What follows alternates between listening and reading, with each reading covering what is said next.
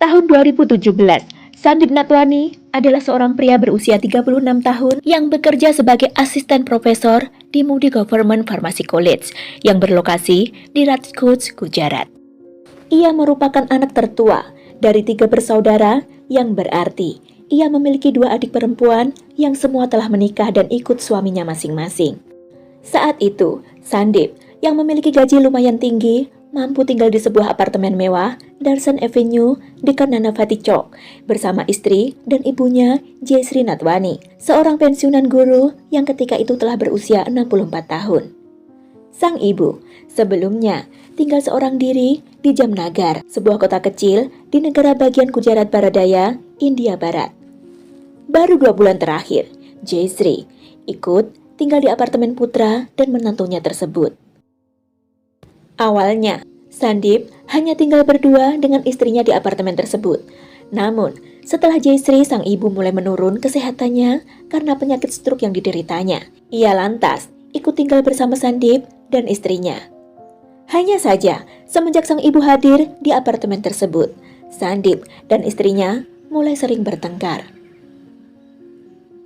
Sepertinya, istri Sandip sering marah-marah karena merasa repot mengurus ibu mertua yang sakit-sakitan. Selain itu, mereka juga sering mempermasalahkan pengeluaran keuangan mereka yang semakin membengkak untuk biaya berobat sang ibu. Istri Sandip yang dulu bersikap dan berucap manis pada ibu mertua mulai berubah, ketus dan kasar. Selain itu, mereka juga mempermasalahkan kenapa si ibu tidak ikut saja pada salah satu dari kedua adik Sandip saja. Kenapa harus tinggal bersama mereka? Ya bisa dibilang mereka ini gak ikhlas gitulah merawat sang ibu. Rumah yang awalnya damai dan tentram, menurut mereka nih, mulai tidak nyaman sejak kehadiran sang ibu. Hingga tiba pada 27 September 2017, ketika polisi Rajkot menerima informasi tentang penemuan seorang wanita tua dalam kondisi telah tiada yang diidentifikasi sebagai Jayshree Natwani di area sebuah blok bangunan di Darshan Avenue Apartment yang diketahui merupakan tempat tinggal Sandip, sang asisten profesor. Berdasarkan penyelidikan awal yang dilakukan polisi, awalnya Jayshree diduga bundir dari lantai atas gedung apartemen tersebut, kemungkinan karena sudah putus asa dengan penyakitnya yang tak kunjung sembuh. Ketika itu, Sandip pun bersaksi. Ia mengatakan bahwa ibunya sudah memberitahunya sebelum kejadian bahwa dia ingin keluar apartemen untuk melakukan doa di teras lantai atas gedung apartemen itu.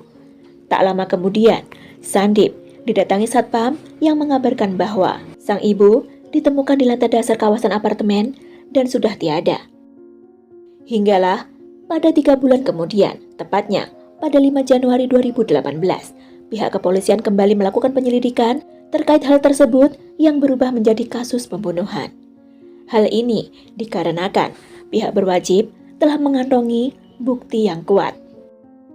Jadi diceritakan, selang 3 bulan itu, pihak kepolisian menerima surat tanpa identitas pengirim dan juga menerima telepon dari seseorang. Orang-orang itu mendesak serta menyatakan bahwa peristiwa yang menimpa Nyonya Jayshree Natwani bukanlah bundir, namun suatu kesengajaan yang dilakukan seseorang. Dalam keterangan yang diberikan orang tersebut juga mengejutkan petugas saat diterangkan bahwa Jayshree bukanlah bundir seperti yang dikira semua orang sebelumnya, namun dihabisi oleh putranya sendiri yakni Sandip. Malah, masih menurut keterangan orang itu, pada beberapa hari sebelum Jayshree ditemukan bernasib menyedihkan, sebenarnya dia sempat menjalani operasi di rumah sakit. Lagi pula, usai menjalani operasi tersebut, Jayshree tak mampu bangun sendiri, bahkan untuk ke kamar mandi pun ia membutuhkan bantuan seseorang. Ini berarti sangat mustahil ia bisa menaiki atau melewati pagar pembatas teras lantai atas gedung apartemen tersebut dengan kondisinya yang seperti itu untuk bundir. Selain menerima keterangan tersebut, polisi juga didesak untuk memeriksa kamera pengawas di sekitar unit apartemen milik Sandip, juga di area sekitar apartemen Darshan Avenue.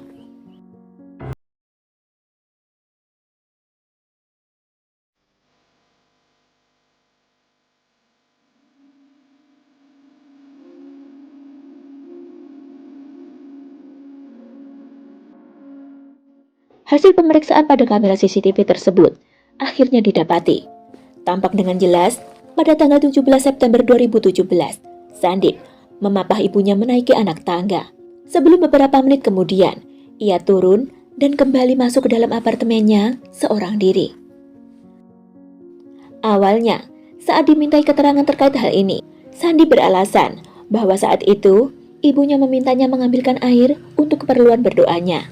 Karena itulah, ia turun untuk mengambil air dengan meninggalkan sang ibu di atas gedung sendirian. Tak lama kemudian, ada seseorang yang mengabarinya bahwa telah terjadi sesuatu pada ibunya. Barulah Sandip bergegas turun bersama istrinya untuk memeriksa.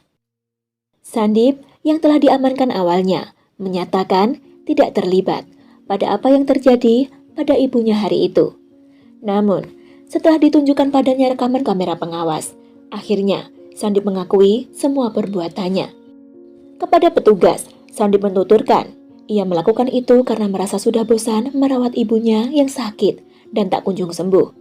Menurutnya, rumah menjadi bau dan tak nyaman. Di samping juga pengeluaran mereka yang semakin bertambah. Selain itu, menurut Sandip, kehadiran sang ibu di rumahnya selalu menjadi penyebab pertengkaran antara Sandip dan istrinya. Istrinya juga sering mengeluh saat harus melayani si ibu. Usai ditangkap, Sandip sempat dirawat di rumah sakit karena mengeluh sakit di bagian dadanya. Karena itu, persidangan kasus tersebut harus tertunda beberapa kali selain juga karena adanya COVID-19 pada tahun-tahun berikutnya. Barulah pada Juni 2021, persidangan berhasil dilaksanakan. Dengan hasil sidang, Sandip dinyatakan bersalah atas tuduhan pembunuhan dan divonis dengan kurungan seumur hidup. Sedih ya boloku dengan kisah ini. Kasih ibu sepanjang masa, kasih anak sepanjang galah. Sepertinya terkadang ada benarnya pepatah tersebut. Cinta kasih orang tua yang tak terbatas justru berbuah kesedihan di masa-masa senja mereka saat mereka butuh limpahan kasih sayang dari kita anak-anaknya. Semoga kita bisa mengambil pembelajaran dan hikmah dari kisah kasus kita kali ini ya. Ambil sisi baiknya, jangan ditiru yang buruk-buruknya. Terima kasih waktu kalian, see you.